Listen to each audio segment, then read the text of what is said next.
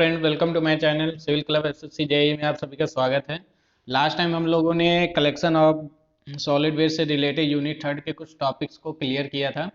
आज जो unit third से जो रिलेटेड जितने भी टॉपिक्स हैं आज हम उसको कवर कर देंगे और आज हमारा यूनिट थर्ड खत्म हो जाएगा और साथ ही साथ जो हमारा सॉलिड वेस्ट मैनेजमेंट का जो पार्ट है, पार्ट फर्स्ट, वो भी ओवर हो जाएगा।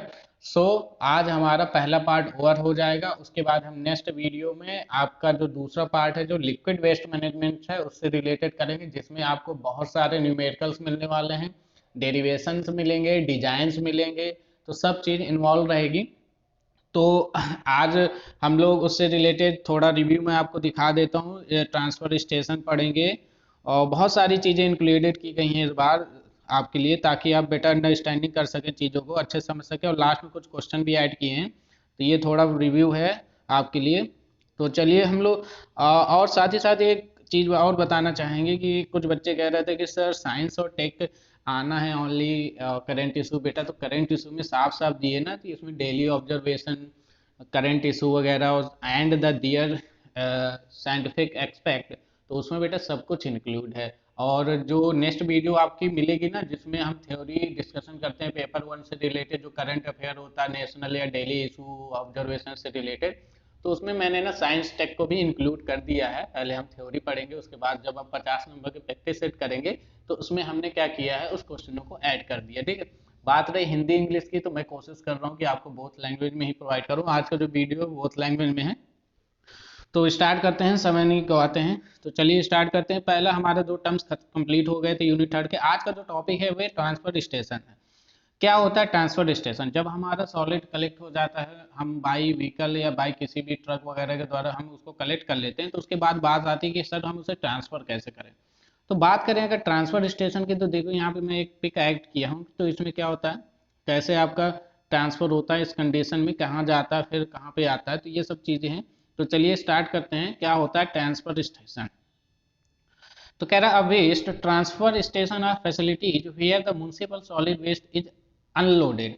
जहाँ पे क्या किया जाता है बेटा, आपका म्युनिसिपल सॉलिड वेस्ट को अनलोड किया जाता है। Okay, from the collection vehicle, जहाँ पे कलेक्शन व्हीकल होता है वहां से क्या किया जाता है, म्युनिसिपल सॉलिड वेस्ट को अनलोड मतलब निकाला जाता है, बाहर किया जाता है। And briefly held while he is reloaded into the larger and long distance transport vehicle.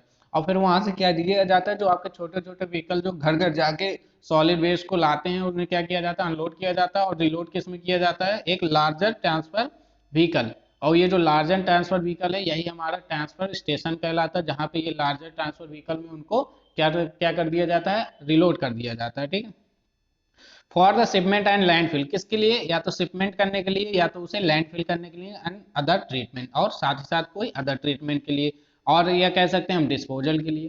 ठीक है, तो बहुत ही सिंपल वे में अगर समझा जाए इसको प्योरली तरीके से कि sir where the municipal solid waste is unloaded from the collection of vehicle and briefly held while it is reloaded on the larger distance of the transport vehicle for a shipment to landfills or other treatment or disposal facilities. Okay, तो I hope आपको clear हो गया होगा, हिंदी में भी समझेंगे, ऐसी कोई प्रॉब्लम नहीं है।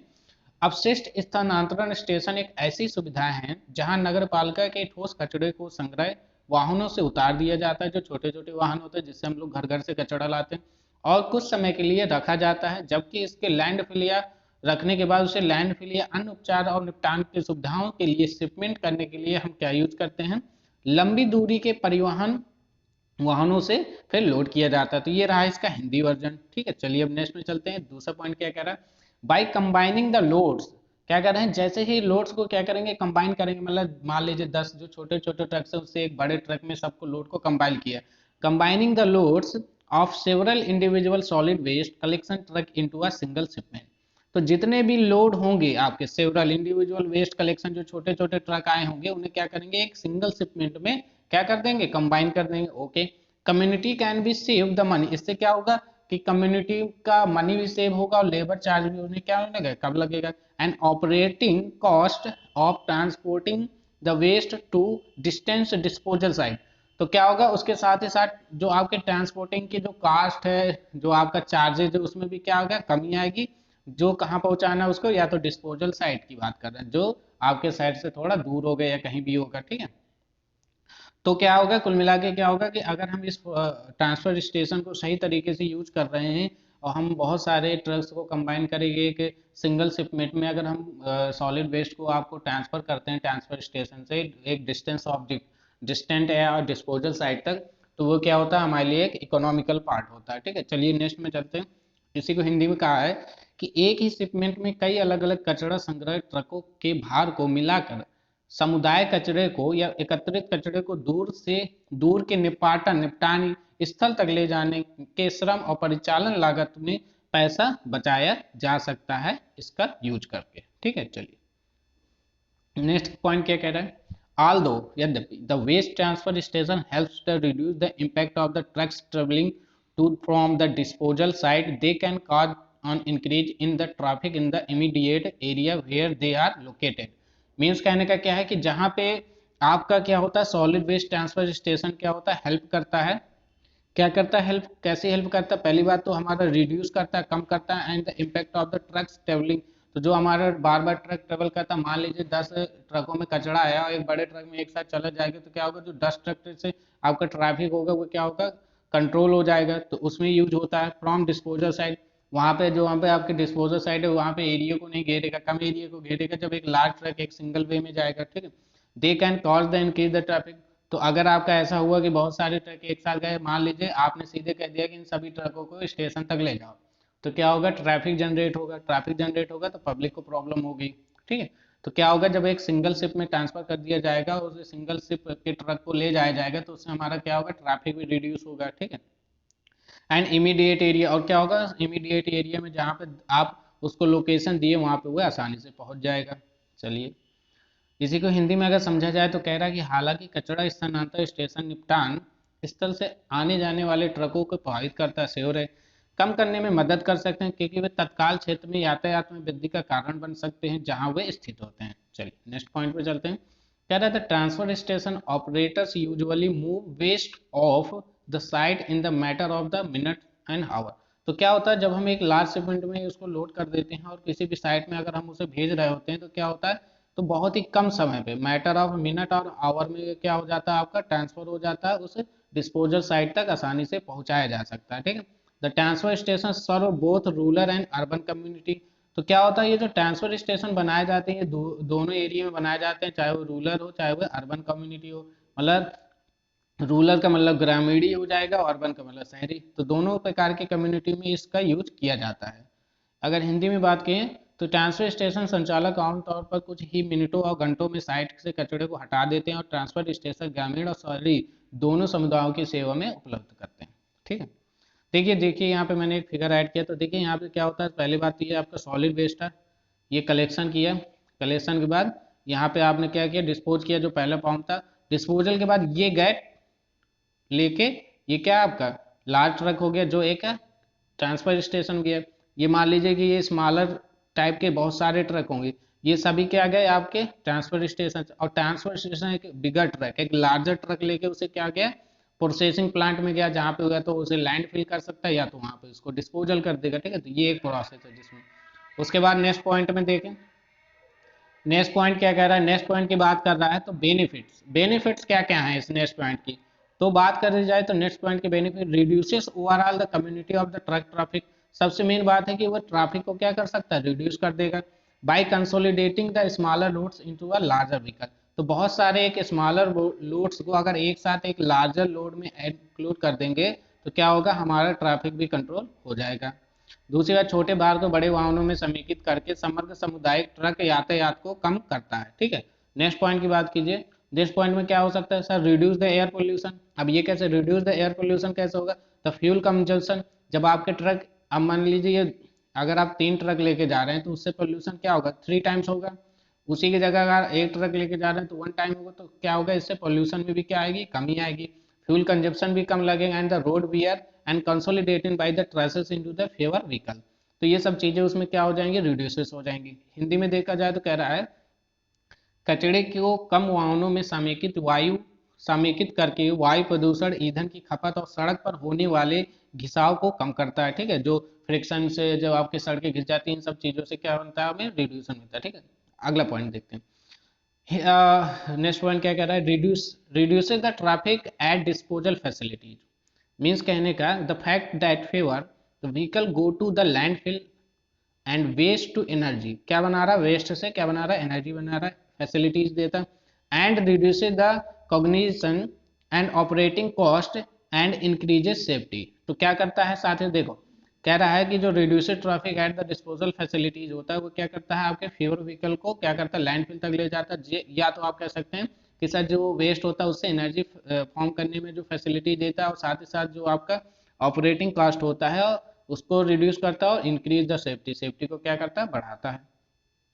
इसी को अगर हिंदी में बात की जाए तो निपटान सुविधा पर यातायात कम कर देता है। तथ्य यह है कि हम कम वाहनों की लैंड फिलिंग या अपशिष्ट से ऊर्जा सुविधा में जाते हैं, जिससे क्या होता है, भीड़ भाड़ और परिचालन की लागत में कमी आ जाती है और हमारी सुरक्षा बढ़ जाती है। ठीक है, तो ये चीज था आपका ट्रांसफर स्टेशन के, जिससे आपसे क्वेश्चन वगैरह पूछ सकता है, टॉपिक रिलेटेड, ये थ्योरेटिकल पार्ट है। ठीक है, और जैसे यूनिट खत्म होगा तो एक कंप्लीट आपको प्रैक्टिस सेट में प्रोवाइड करा दूंगा।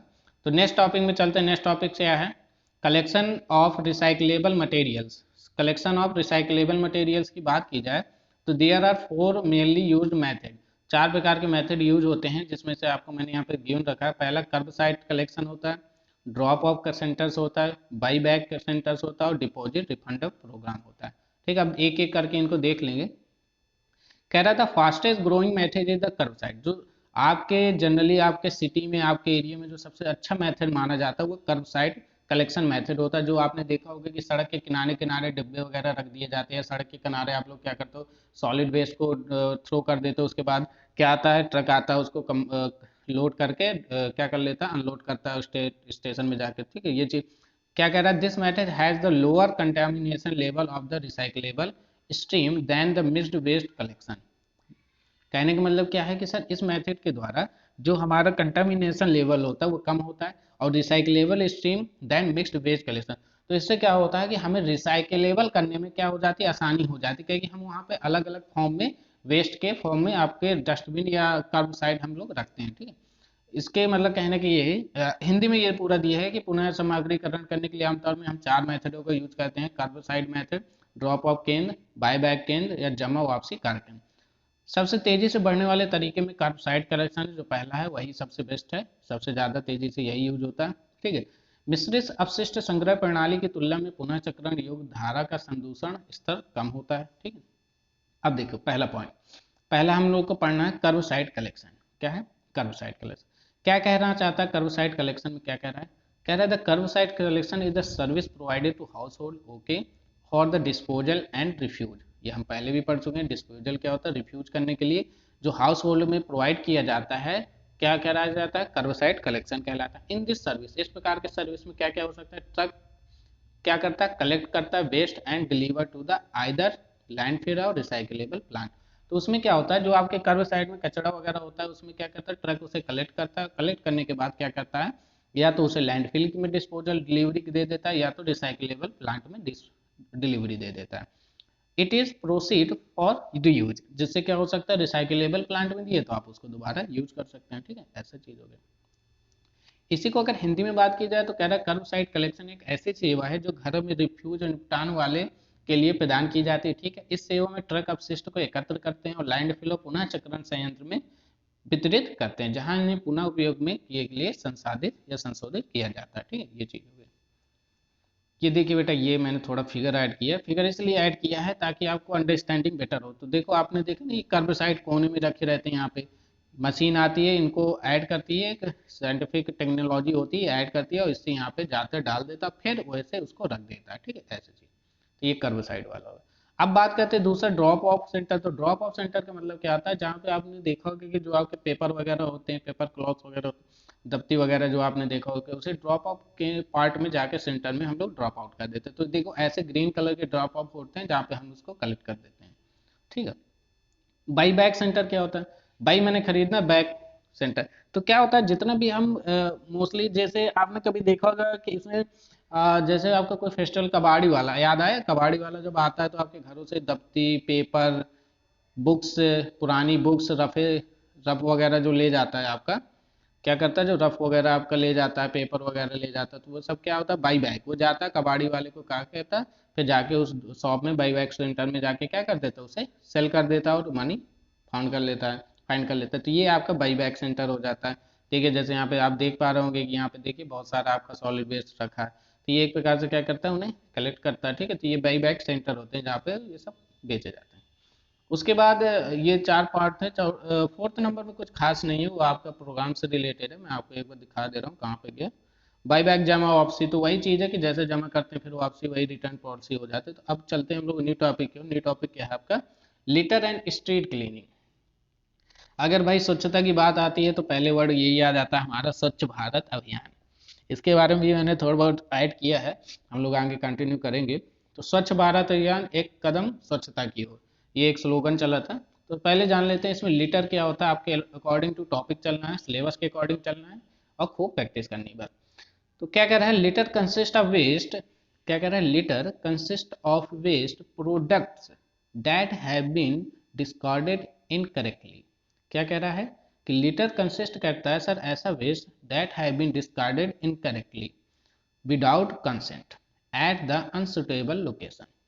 मीन्स क्या है कि जो आपका लिटर फॉर्म होता है, पहले हम पूरा समझेंगे फिर उसके बाद हम लोग एक साथ एक्सप्लेन करेंगे। And the litre can exist in the environment for a long period of time before decomposition and be transported over a large distances into the world. Ocean litters can affect the quality of life. ठीक है, देखो आपने कभी देखा होगा बेटा कि हम लोग जनरली क्या करते हैं कि ऐसे प्रोडक्ट वगैरह डिस्कार्डेड कर देते हैं। जैसे आपने देखा होगा नदी में जैसे पन्नियाँ वगैरह इकट्ठा होती रहती हैं, कलेक्ट होती रहती हैं। आपने देखा होगा समुद्र के किनारे बहुत सारी ऐसी चीज़ें, पॉलीथीन हो गई, प्लास्टिक के नॉन रिसाइकलेबल थिंग्स क्या होती है, हमारे लिटर के फॉर्म में कलेक्ट रहती हैं, जो बहुत साल तक एक जगह एरिया में पड़ी रह जाती हैं। आपने देखा होगा कि नदियों के किनारे अगर कोई waste, solid waste in plastic के फॉर्म में जनरेट है, तो वो 1 साल, 2 साल, 3 साल, 5 साल वैसे का वैसा बना रहेगा, वैसे ही पड़ा रहता है। तो जिससे क्या होता है, यही कह रहा है कि सर ये जिस लोकेशन में होते हैं वहाँ लॉन्ग पीरियड टाइम इन्वायरमेंट को क्या करते रहते हैं, वह इफेक्ट करते रहते हैं। क्योंकि डिकम्पोजिशन प्रोसेस उनका बहुत ही स्लो होता है, इसलिए क्या होता है, वो ट्रांसपोर्टेड होते रहते हैं over a large distance into the world. तो क्या होता है, एक समुद्र से दूसरे समुद्र में क्या होता है, ट्रेवल होते रहते हैं यहाँ वहाँ। ठीक है, जिससे क्या होता है, हमारा इन्वायरमेंट इफेक्ट डरता ही है। ठीक है, और क्या कह रहा है, litre can effect the quality of life, और साथ ही साथ हमारा जो लीटर है इसमें जो पार्ट आता है वो हमारी लाइफ को भी इफेक्ट डालता है। ठीक है, तो लीटर में ऐसे वेस्ट प्रोडक्ट हो जाते हैं बेटा जिन्हें हम जनरली रिसाइकलेबल भी नहीं कर सकते और जनरली उसे यूज भी नहीं कर सकते, बट वो हमारे क्या होते हैं, लिक्विड फॉर्म के साथ ऐड रहते हैं और काफ़ी सालों तक एक जगह कलेक्ट होते रहते हैं, जिससे हमारे इन्वायरमेंट में पोल्यूशन फैलता है। ठीक है, उसके बाद अगर हिंदी में बात की जाए तो कूड़े के अपशिष्ट उत्पाद होते हैं जिन्हें बिना सहमति के अनुपयुक्त स्थान पर गलत तरीके से फेंक दिया जाता है। जैसे हमसे कहा जाता है कि जैसे हमारे पास ग्रीन और ब्लू दो बॉक्स होते हैं, हमसे कहा जाता है कि गीला कचरा ग्रीन में डालो और सूखा कचरा ब्लू में डालो। तो कभी कभार क्या होता है कि हम जल्दबाजी के चक्कर में गीला और सूखा सब मिक्सअप कर देते हैं। तो जब आपका रिसाइकलेबल ट्रक आता है या कुछ भी ऐसे पार्ट आते हैं, तो हम लोग कभी कभार ये करते हैं कि पॉलीथीन में जो अंदर सब्जी है उसमें बांध के फेंक देते हैं। तो इससे क्या होता है कि सब्जी तो अंदर मान लीजिए डिकम्पोजेबल है, मगर जो हमारा पॉलीथीन है वो तो नॉन डिकम्पोजेबल है ना, तो डिकम्पोजेबल, तो उससे क्या होता है कि सब्जी अंदर ही अंदर सड़ती रहती है, क्योंकि वो डिकम्पोज हो ना पाए, क्योंकि बाहर से उसको प्लास्टिक बाउंड की है। अब देखिए, अगर उसको कोई खाना भी चाहेगा तो कैसे खाएगा, पन्नी को खा नहीं सकते, अंदर सब्जी है। तो हमारा यही प्रयास रहना चाहिए, सभी जितने भी पढ़ रहे हैं, या मोस्टली एक मैं इन्वायरमेंटल के इफेक्ट की बात कर रहा हूँ, कि सभी को ये जरूर प्रयास करना चाहिए कि जो चीज़ें गीले कचड़े में आते हैं, प्लास्टिक कचड़े में, उसे डिस्टेंस वाइज मतलब सेपरेट करके मतलब उन्हें फेंकना चाहिए, जिससे क्या हो कि जो सब्जी है वो जानवर वगैरह खा लें और जो प्लास्टिक है वो रिसाइकलेबल पार्ट में चला जाए आपका। ठीक है, तो वही चीज़ है कि कचरा पर्यावरण के अपघटन से पहले लंबे समय तक मौजूद रह सकता है, दुनिया के महासागरों में बड़ी दूरी ले जाया जा सकता है, कचरा जीवन की गुणवत्ता को भी प्रभावित करता है। ठीक है, अब बात करते हैं कि ये लीटर है। अब स्ट्रीट देखिए, ये आपका लीटर पार्ट का था। अब उसके साथ साथ स्ट्रीट क्लीनिंग ये क्या होता है, तो अगर स्ट्रीट क्लीनिंग की बात की जाए तो यहाँ पे मैंने एक फिगर ऐड किया है, और आप लोगों ने इस चीज को गौर किया होगा कि आपने देखा होगा कि सफाई कर्मियों वाले एक कोटी टाइप पहने रहते हैं, तो उसमें हर कलर की कोटी होती है। जैसे आपने देखो अगर रेड कलर भी कहीं कहीं पहने रहते हैं, कहीं ब्लू कलर भी पहने रहते हैं, कहीं कहीं येलो कलर होता है, कहीं वो लोग ग्रीन कलर के भी पहने रहते हैं। तो इन सब चीज़ों का क्या मतलब होता है? देखो, मैं स्वीपर की बात करता हूँ जो सफाई कर्मी होते हैं। तो अगर स्वीपर रेड कलर का आपका क्लॉथ पहने हुए हैं, ध्यान दीजिएगा, अगर स्वीपर रेड कलर का क्लॉथ पहने हुए हैं तो इसका मतलब वो क्या साफ करने वाले हैं स्वीपर? वो हैं हाई रिस्क एरिया, जैसे रेस्ट रूम क्लीनिंग करने के लिए, टॉयलेट और यूरिनल्स क्लीन करने वाले किस कलर का क्लॉथ पहनते हैं या बियर करते हैं? रेड कलर का।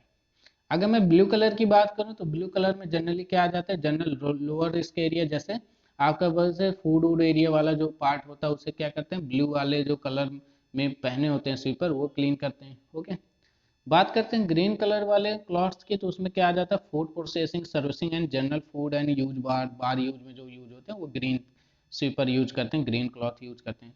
उसके बाद अगर हम बात करें येलो क्लॉथ की, तो येलो क्लॉथ में बेटा आपका आ जाता है वॉश बेसिंग आ जाता है। क्या आ जाता है? देखो अगर गौर से यहाँ पे काउंट करना कि सर जो येलो क्लॉथ पहनते हैं लोग, जो स्वीपर येलो क्लॉथ यूज करते हैं, वो क्या किसकी क्लीनिंग करते हैं? वॉश बेसिंग की करते हैं, सिंक हो गया, कैबिनेट हो गया, अदर वॉशरूम सर्विसेज देते हैं। ठीक है, तो ये कुछ पार्ट है। उसके बाद देखिए जैसे मैंने एक फिगर ऐड की है, तो ये जैसे आपके रोड वगैरह है तो इसमें देखिए रेड कलर का पहने, वैसे अपने इंडिया में तो कुछ भी कैसे भी पहन लेते हैं, मगर ये पूरा एक सुटेबल तरीका है कि कहाँ पे कौन सा क्लॉथ यूज होता है किस पर्पज के लिए। ठीक है, तो ये चीज़ हो गई। आप यहाँ पे देख रहे हो ये लोग रोड स्वीप कर रहे हैं, सफाई कर रहे हैं। ठीक है, चलिए नेक्स्ट चलते हैं।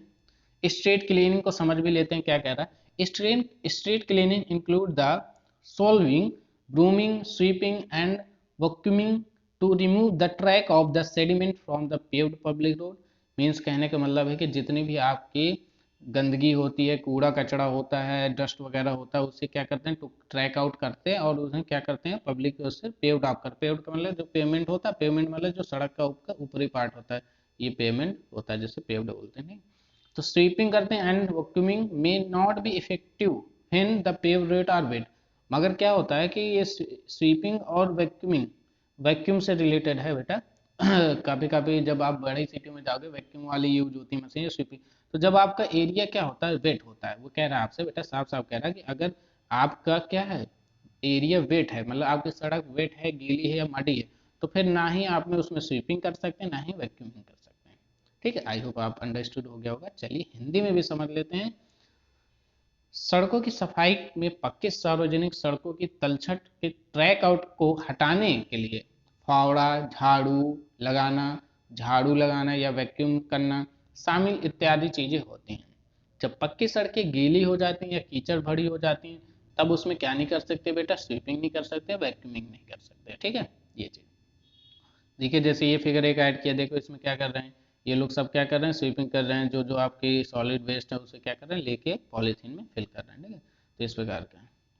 चलिए देखिए एक फिगर और इसमें ऐड कर दिया है और चीज़ों को अंडरस्टूड करने के लिए। तो मैंने आपको बताया जो रेड वाले में होंगे उसमें क्या आ जाता है? सैनिटरी फिटिंग वाले भी आ जाते हैं, वॉशरूम फ्लोर साफ करने वाले आ जाते हैं, सिंक वगैरह वॉशरूम सरफेस है आपका येलो कलर मैंने बता ही दिया। जनरल जो लो रिस्क एरिया होता है ये ब्लू कलर वाली ड्रेस पहनते हैं, ब्लू कलर वाले हो जाते हैं।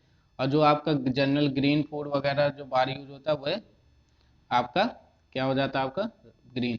और आपने ध्यान दिया होगा बेटा, ऐसे ही आपके डस्टबिन भी होते हैं, जो बिन्स होते हैं डस्टबिन वगैरह, वो भी इसी कलर पे ही बनाया जाता है। जैसे जिस पर्पज के लिए यूज करते हैं उसी कलर के आपके डस्टबिन भी बनाए जाते हैं। ठीक है, जो हम लोग पीछे से पढ़ के भी आए हैं, बायोमेडिकल वेस्ट वगैरह।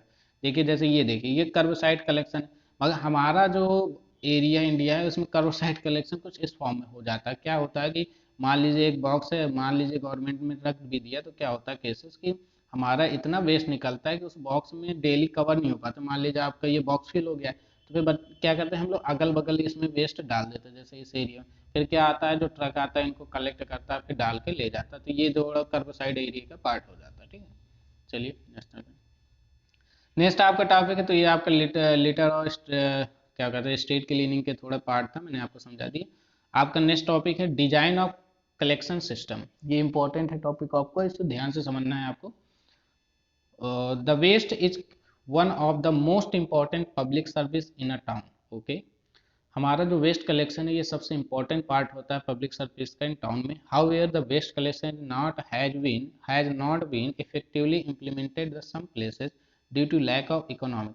बट ये जो प्रोसेस सिस्टम होता है वैसे तो पब्लिक सर्विस में हर जगह होना चाहिए, मगर कुछ जगह एरिया में क्या होता है, इकोनॉमिकली वे अगर डेवलप नहीं है, इकोनॉमिकली उनका इकोनॉमिक वे आपका कमजोर है या मैनेजमेंट रिसोर्सेज नहीं है, तो इससे क्या होता है, हमारा जो सॉलिड वेस्ट कलेक्शन है वो क्या करता है, इफेक्ट डालता है। ठीक है, अब कैसे इफेक्ट डालता है, first step, the first step was to gather the information about the type of amount. अब देखो डिजाइन कैसे करना, कलेक्शन कैसे करना, इसको एक स्टेप वाइज बता रहा है। तो कह रहा है कि in a first step was the gather the information about the type and the amount of waste generated and characteristics of the town. ठीक है, सबसे पहले हम क्या देखेंगे कि सर कितने अमाउंट ऑफ वेस्ट जनरेट हो रहा है और उस टाउन की क्या क्या विशेषताएं, या कितना पब्लिक है, कितने पीपल रह रहे हैं, कितना घर है, कितने घर हैं, कितने हाउसेस है, कितना वेस्ट उससे फॉर्म होता है, तो ये सब चीज़ें। सेकेंड स्टेप क्या होगा, second step was the purpose of the location of the bin. तो अब हम डिसाइड करेंगे सबसे ज़्यादा वेस्ट किस फॉर्म में आ रहा है या कहाँ पे आ रहा है, हम वहाँ पे क्या रखेंगे, बिन्स रखेंगे, डस्टबिन वगैरह रखेंगे। ठीक है, next finally the waste collection route, फिर हम क्या करेंगे, एक रूट प्रोवाइड कराएंगे जहाँ पे वेस्ट कलेक्शन होगा। With all of these data, इन सभी डाटाओं का यूज करते हुए the technical and the human resources were set. तो इस प्रकार हम क्या करेंगे, अपने आसपास के एरिया में जो लोग होंगे उन्हें हम इस मेथड को बताएंगे कि ऐसे ऐसे आप करिए, ऐसे करिए, सेट करिए, ऐसे आप वेस्ट को कंबाइन करिए, यहाँ डस्टबिन में डालिए, इसको इस डस्टबिन में डालिए। तो इस तरह हम कर सकते हैं उस चीज़ को। अब देखिए इसे हिंदी में अगर बात की जाए तो अपशिष्ट संग्रहालय एक कस्बे से महत्वपूर्ण सार्वजनिक सेवाओं में से एक है। हालांकि आर्थिक प्रबंधन संसाधनों की कमी के कारण कुछ स्थानों पर अपशिष्ट संग्रह को प्रभावी ढंग से लागू नहीं किया जा सकता। ओके, पहला कदम उत्पन्न कचरे के प्रकार और मात्रा और शहर की विशेषताओं के बारे में जानकारी एकत्र करना होता है। दूसरा कदम में कूड़ेदानों के स्थान और अंत में कचरा संग्रहण मार्गों का प्रस्ताव देना होता है और सभी आंकड़ों के साथ तकनीकी और मानव संसाधन निर्मित किए जाते हैं। ठीक है, तो ये चीज था आपका उसमें डिजाइन में। अच्छा, इसके डिजाइन में मॉड्यूल भी मैंने ऐड कर दिया, ये मॉड्यूल आपके लिए बहुत इंपॉर्टेंट है। देखिए इसमें आपसे क्वेश्चन जरूर बनते हैं। पहला मॉड्यूल होगा introduction of solid waste management. अगर आपको डिजाइन करना होगा पूरा का पूरा सॉलिड वेस्ट मैनेजमेंट, तो पहले आप क्या देंगे, introduction of the solid waste management. ठीक है, classification of solid waste management, type based होता है जो हम लोगों ने पढ़ा। सॉलिड वेस्ट मैनेजमेंट को शॉर्ट में क्या कहते हैं, WSM। The element of SWM is belonging to ESSWM। इसका मतलब क्या होता है, इसका फुल फॉर्म होता है environmentally sound solid waste management. Okay, उसके बाद आपका एक टर्म आता है EST। EST मीन्स क्या होता है बेटा, इन्वायरमेंटली साउंड टेक्नोलॉजी। ठीक है, ये चीज हो गया। उसका दूसरा जो मॉड्यूल, ये हिंदी में बेटा ठोस अपशिष्ट प्रबंधन परिचय, ये हिंदी में बस उसको जो फुल फॉर्म है ये आपको हिंदी में प्रोवाइड करा दिए गए हैं, आराम से आप इन्हें पढ़ सकते हैं। पर्यावरण की दृष्टि से सोस्ट अपशिष्ट प्रबंधन हो गया ESSWM। दूसरा मॉड्यूल आपका आ जाता है, फिर क्या होगा भाई, जब इंट्रोडक्शन के बाद वेस्ट जनरेट होगा, तो वेस्ट जनरेट होगा तो वाटर स्ट्रीम असेसमेंट, एक ये पार्ट होता है water waste stream assessment. The waste generation and the composition, the waste characteristics means physical, chemical, health and environmental effect, ये आ जाता है। उसका तीसरा, हमें बस मॉड्यूल मॉड्यूल देखना, ठीक है बेटा, मॉड्यूल मॉड्यूल देखना। तो तीसरा मॉड्यूल क्या है, कलेक्शन स्टोरेज करेंगे, ट्रांसपोर्ट करेंगे, डिस्पोजल करेंगे वेस्ट को। ओके, और इसके अंदर की पढ़ने की जरूरत नहीं है आपको, आप चाहो तो पढ़ सकते हो, मैंने एक प्रकार से हेडिंग वगैरह इंक्लूड किया और कुछ नहीं है इसमें। हाँ, दूसरा पार्ट क्या है कि इसमें जो वेस्ट डिस्पोजल, इसमें क्या होगा, the waste disposal is the key issue in the waste disposal, disposal option, selection criteria, sanitary, landfill होगा, लैंडफिल हैज इमिशन होगा, लीचेट होगा, फॉर्मेशन होगा, इन्वायरमेंटल इफेक्ट भी देखे जाएंगे, ये सब चीज़ें। फिर लैंडफिल होगा, ऑपरेशन भी हम केस स्टडी करेंगे, ये पार्ट हो गया डिजाइन करने में आएगा। कचरे का संग्रह, भंडारण, परिवहन और निपटान, ये मॉड्यूल थर्ड में आएगा।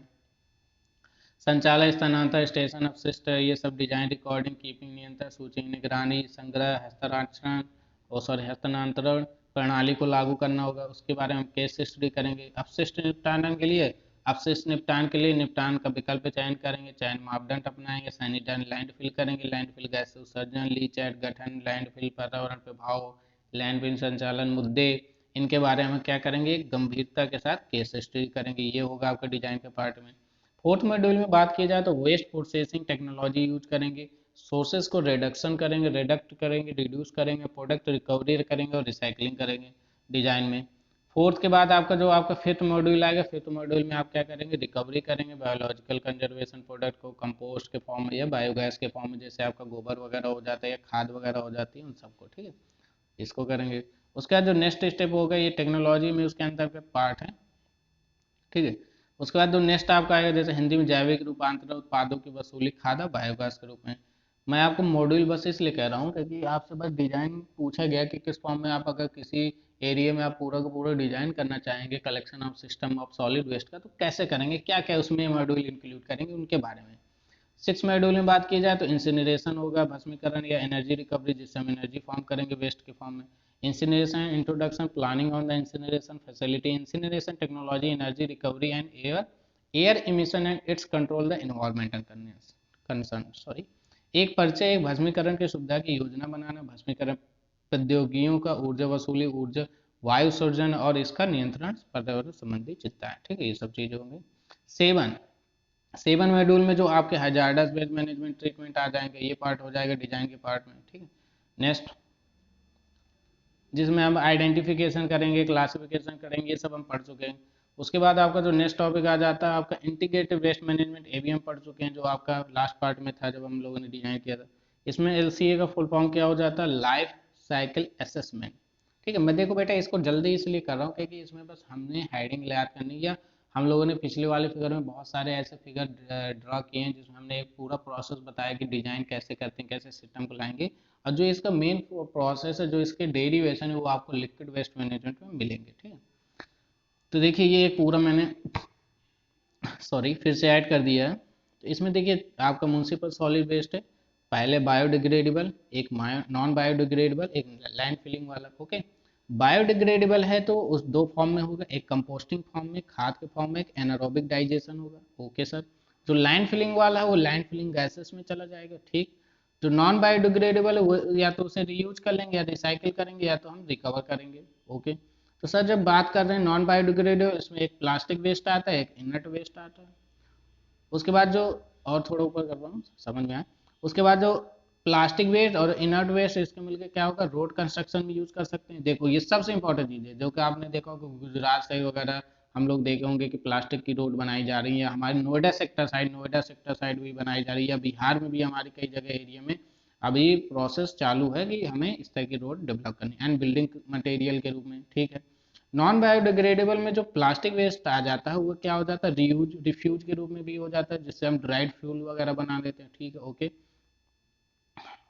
उसके बाद हमारा जो एनारोबिक डाइजेशन होता है उसमें हमारा एक डाइजेस्टेस होता है, एक बायोगैस होता है। तो जो बायोगैस होता है वो हमारे कुकिंग वगैरह में यूज हो जाती है, या हीट इलेक्ट्रिसिटी में यूज जाती है। जो लैंडफिल गैस है बायोगैस होता है उसमें भी हम कुकिंग और हीट इलेक्ट्रिसिटी में यूज कर सकते हैं। उसके बाद जो कंपोस्ट होती है, कंपोस्ट और जो डाइजेस्ट होता है वो क्या होता है, एग्रीकल्चर एप्लीकेशन के रूप में यूज हो जाता है, ठीक है। तो देखो ऐसा अगर हम पूरा एक सिस्टम बना के चले, एक अच्छे से डिजाइन करें पूरे सॉलिड वेस्ट मैनेजमेंट का, तो हम पूरे वेस्ट को यूटिलाइज कर सकते हैं यहाँ पे, ठीक है। ये चीज हो गई। चलिए मॉड्यूल नंबर 8 वही है आपका जो मैंने अभी बताया। अब हमारे कुछ क्वेश्चन हैं इससे रिलेटेड। आई होप आपका ये टॉपिक में भी खत्म हो गया, शायद मुझे लगता है ये लास्ट हेडिंग थी, design and collection of system. तो यहाँ से आपका टॉपिक ओवर होता है बेटा। आई होप आपको ये समझ में आया होगा। देखिए थोड़ा थ्योरेटिकल पोर्शन है तो स्टूडेंट्स को जल्दी समझ में नहीं आता कि सर इससे पूछा क्या जाएगा। तो देखो पूछा जाएगा कि नहीं जाएगा, मोस्टली इस पे ध्यान ना देके बस ये याद कर रखना है कि हमें एक बार हमने इसको कंप्लीट किया है कि नहीं किया है, ठीक है। अगर आपने कंप्लीट किया होगा तो कुछ ना कुछ तो आपको रिकॉल रहता ही है, ठीक है। चलिए अब कुछ क्वेश्चन कर लेते हैं तो आपको थोड़ा रिकॉल हो जाएगा। जैसे पहला क्वेश्चन है, what is the full form the ESSWM, अभी हम लोगों ने पढ़ा है। इसका जो राइट आंसर हो जाएगा क्या हो जाएगा, according to me environmentally sound solid waste management. तो पहला ऑप्शन ही इसका राइट हो जाएगा। चलिए नेक्स्ट क्वेश्चन। अच्छा देखिए इसका हम लोग ना इसका मैं आप लोग को एक मॉडल पेपर भी प्रोवाइड करने वाला हूँ, जिसमें यूनिट फर्स्ट का पूरा पार्ट होगा और उसके साथ साथ पेपर 1 और पेपर 2। मान सकता हूँ कि अभी आपका देखिए मान लीजिए कि आपका 100 मार्क्स के 2 घंटे का होना है, 2-2 ढाई घंटे का, ठीक है। तो हम उसको हाफ हाफ करके 50-50 क्वेश्चन करके उसको हाफ टाइम में कर देंगे। उसको हम एक साथ संडे के दिन अप्लाई करेंगे और देखेंगे कि अभी हम लोग का स्कोर कहाँ तक पहुँच रहा है, ठीक है। स्वच्छ Bharat mission was launch by, कब लॉन्च हुआ था, 15 जून 2014, 26 जनवरी 2015, 15 अगस्त 2000 एंड 2 अक्टूबर 2014। तो इसका जो राइट आंसर हो जाएगा वो क्या हो जाएगा, 2 अक्टूबर 2014 स्वच्छ भारत अभियान, क्योंकि ये हमारा इन्वायरमेंट से रिलेटेड है और हमारा स्ट्रीट क्लीनिंग से भी, ठीक है। तो इसका राइट आंसर हो जाएगा answer number D. Next question में चलते हैं। What is the tag line of स्वच्छ भारत अभियान? स्वच्छ भारत अभियान की टैग लाइन क्या है बेटा? स्वच्छ सबका कदम स्वच्छता की ओर, एक कदम स्वच्छता की ओर, हर एक कदम स्वच्छता की ओर, कि सबके साथ सबका विकास। कौन सा आंसर होगा? तो इसका जो राइट आंसर होगा, राइट आंसर होगा इसका एक कदम स्वच्छता की ओर। ठीक है, चलिए नेक्स्ट में चलते हैं। क्वेश्चन नंबर 4 कह रहा है which type of colour cloth are wearing in food processing commerce servicing general food and bar uses. मैंने आपको एक फिगर बताया था जिसमें मैंने आपको बताया था कि जो फूड में processing and commercial food servicing के लिए कौन से कलर के जो स्वीपर होते हैं, जो सफाई कर्मी होते हैं, इसको किस कलर में पहनते हैं। तो इसका जो राइट आंसर होगा ग्रीन। किस कलर में पहनते हैं? ग्रीन कलर के पहनते हैं। ठीक है, चलिए नेक्स्ट। उसका नेक्स्ट कह रहा है which type of colour cloth are worn by the sweeper in cleaning was passing नहीं है, पेसिंग नहीं है, commerce in and other washroom. तो आप ये समझ लीजिए commercial area and other washroom surfaces के लिए आप किस कलर के क्लॉथ स्वीपर वगैरह यूज करते हैं जनरली। ठीक है, तो इसका जो रेड येलो, इसमें दो आंसर हो गए। यहाँ पे एक ब्लू कर दीजिए आप, नहीं तो सेम सेम हो जाएगा।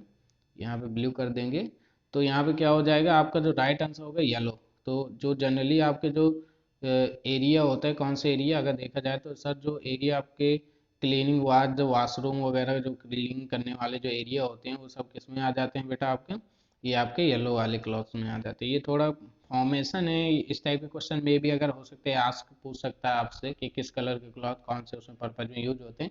क्योंकि देखिए ये टॉपिक मोस्टली इंपॉर्टेंट तो नहीं है, एक जनरल फॉर्म में बस है ये कह सकते हैं, क्योंकि हमें जो टॉपिक कवर करने हैं वो हमारे ऊपर कवर हो गए। ये लास्ट टॉपिक हमें पढ़ना इसलिए जरूरी था कि इससे थ्योरेटिकल वे में कोई भी क्वेश्चन वो बना के हमसे पूछ सकता है। जैसे कि मैं अभी आपसे पूछ रहा हूँ कि बताइए sanitary fitting and washroom floor which type of colour cloth are worn by the sweeper. तो इसका क्या करोगे आंसर, कैसे निकालोगे? तो इसके लिए हमें पढ़ना पड़ेगा yellow colour, blue colour, red colour, green colour. तो मैंने आपको ऊपर ही बताया था कि जो आपका फ्लोर वगैरह क्लीन करते हैं वो किस कलर का पहनते हैं? रेड कलर वाला। ठीक है, नेक्स्ट क्वेश्चन में नेक्स्ट है कि नहीं? नहीं नहीं नहीं, बस इतने ही क्वेश्चन है। तो देखिए इससे ज़्यादा रिलेटेड टॉपिक नहीं थे मोस्टली थ्योरेटिकल थे, फिर भी मैंने दो चार क्वेश्चन बनाए जो इस फॉर्म में पूछे जा सकते हैं कि आई होप अगर एग्जामिनर होगा तो कैसे क्वेश्चन डेवलप कर सकता है, तो इस फॉर्म में पूछ सकता है। और इसके साथ ही साथ जैसे आपकी ये यूनिट खत्म हो गई है तो एक बेहतरीन आपको प्रैक्टिस सेट प्रोवाइड करा दिया जाएगा। आज का टॉपिक यहीं तक है। आई होप आपको ये अंडरस्टूड हो गया होगा। आज से ये आपका सॉलिड वेस्ट मैनेजमेंट वाला टॉपिक क्लियर हो जाता है। और उसके साथ ही ऐसा कुछ नहीं है कि हमको और नहीं पढ़ेंगे। हम जैसे ही पूरा हमारा कोर्स खत्म होगा, हमारा यूनिट वाइज भी प्रैक्टिस रिवीजन चलेगा, जिसमें हम यूनिट वाइज हिंदी और इंग्लिश अलग अलग वीडियो प्रोवाइड कराएंगे, साथ में प्रैक्टिस सेशन भी चलता रहेगा। और पेपर 2 का भी हम इम्प्रूवमेंट कर रहे हैं, जिसमें हम साइंस टेक वगैरह और डेली ऑब्जर्वेशन भी अब ऐड करेंगे। ठीक है, जो कि हम ऐड कर ही रहे हैं, मगर थोड़ा थ्योरेटिकल फॉर्म में भी ऐड करेंगे ताकि जब हम क्वेश्चन को सॉल्व करें तो और अच्छा हमारा स्कोर आ सके। ठीक है, आई होप आपको ये लेक्चर पसंद आया होगा। आप लोग तैयारी करते रहे इसकी पीडीएफ 2-3 दिन में हम इसे इम्प्रूव करके मॉडिफाई करके आपको प्रोवाइड कर देंगे पूरी यूनिट की। और परसों से या वन डे अल्टरनेट डे में हम कर रहे हैं, तो परसों से हमारा लिक्विड वेस्ट मैनेजमेंट, जो कि very very very important topic आपका स्टार्ट होने जा रहा है, जो कि पूरा इंजीनियर बेस्ड ही है। ठीक है, उससे आपको हर हाल में कंप्लीट करना है और इससे ज़्यादा मेहनत करनी है उस पार्ट में। ठीक है, चलिए तो फिर आज के लिए इतना ही रखते हैं, कंप्लीट करते हैं, इतना ही करते हैं। आप लोग इसे कंप्लीट कर लीजिएगा। धन्यवाद, जय हिंद।